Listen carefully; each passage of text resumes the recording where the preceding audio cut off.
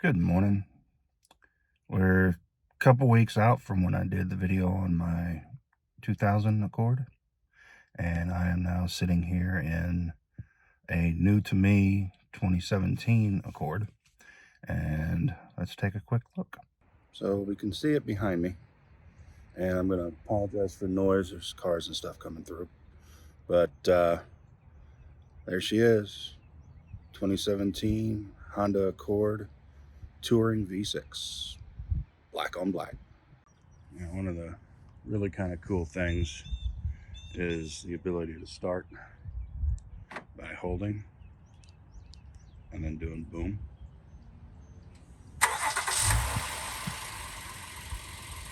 And there she is, all started up. This light's flickering, mean that it's running. Got someone coming behind me. But as you can see, very nice looking. Sleek lines, just a ton of fun. There it is, V6 Touring. And when I say she gets up and goes, she gets up and goes. I mean, big time. So we're gonna turn it off. Same way we turned it on.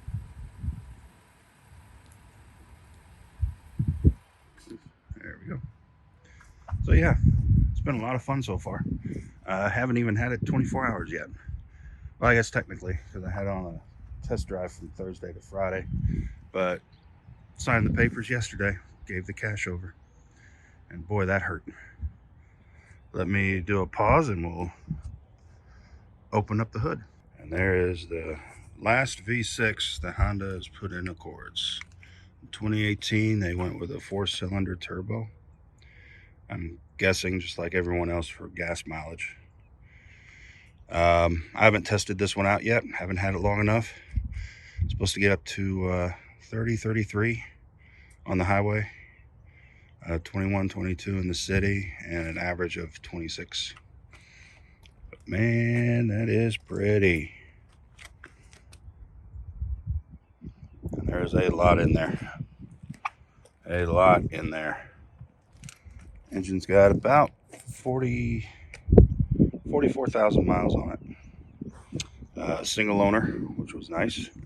So I didn't have to worry about any kind of weird handover or anything like that. But let's move on to a couple other things. And again, all LED lights on the front, 2 running lights on the bottom, and a couple of cool things. There's radar right here, and right there you can see 2 other sensors. One's a camera, the other's a radar, I believe. And that's to help with some like lane assist and the adaptive steering, or not steering, but cruise control, and a whole bunch of other stuff. But let's take a look. I've already put a couple things in the back here, but I've got decent trunk space. About the same as what I had on the other one. The opening's about the same, but we've got 60-40 rear splits in the front, so you can fold that down and get some larger items in there.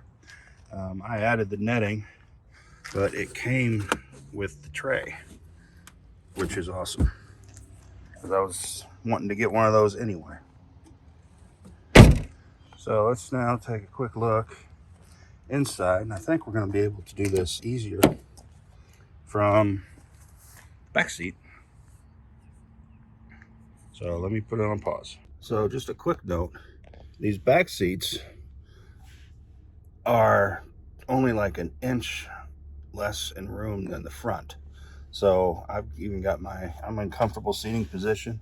I can sit back, and both the rear seats have heating on it, low and high, which you don't see on a whole lot of like mid-size cars, but really cool. So let's flip around here and take a look at the front. So here's the cockpit. As you can see, dual screen. The top one is info screen. The bottom's your map and a bunch of other stuff. Radio controls. It has the Apple CarPlay or the Android CarPlay. A lot of controls on the wheel, as we can see. You can do almost everything from the wheel that you can from the touch screens, almost. This thing has something called lane keep assist, which you can set up to either notify that you're switching lanes when you don't mean to be, or it can actually bump the steering wheel to keep you in the lane. It's a very surreal feeling when it does that, and I'm kind of undecided yet, but we're gonna see what it feels like going forward a little while longer. Easy to read dash, easy to read speedometer, the tachometer as well. There's just so much information up here, almost on overload. The climate control is very simple. Just, I've never had one in a Honda that didn't work, but everything just functions perfectly. And you can see a lot of room up here in the front.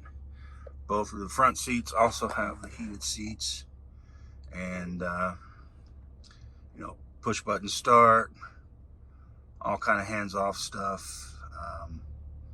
Even like locking and unlocking, all you have to do is hit the door handle, and that'll unlock or unlock as you need it. Neat thing about the adaptive cruise control, which I have messed with, was you can set the distance between you and the car in front, from short to very, very long, and man, it'll keep it. I did it yesterday for a little while, and it just freaking worked. So yeah, this is just a quick intro.